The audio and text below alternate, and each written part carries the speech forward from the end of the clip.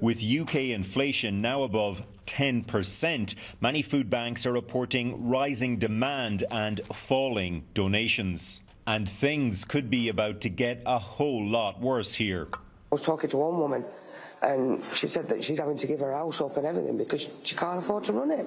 Post-COVID energy demand and the war in Ukraine means the price of turning on the lights and the heat is way up, and it's set to skyrocket. We see Putin deliberately use energy as a tool to get back at us for the help we're putting into Ukraine, and that is obviously impacting families because of energy costs. 5 out of every 6 homes in Britain use natural gas for heating, and 40% of the electricity is generated using gas. Although almost none of that comes from Russia, the spiking global market for gas is still driving up UK utility bills from $2,000 a year for the average home to as high as nearly $8,000 by next spring.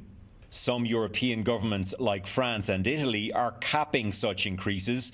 The UK is instead offering rebates, but analysts say those measures are nowhere near enough to help the poorest. If those bill increases go through for this coming winter, more than half of the entire country will be classed as being in energy fuel poverty. That's how extreme the rises are. In the UK, fuel poverty is where more than 10% of household income goes to energy.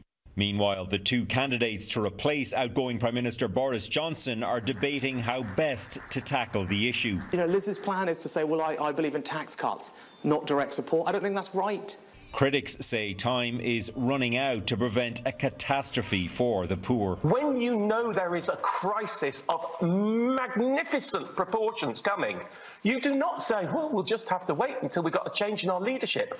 You start dealing with it now. Photos of the departing Johnson on his 2nd foreign vacation of the summer only further enrage opponents. His office says no new energy measures will be taken until his successor is elected next month. Redmond Shannon, Global News, London.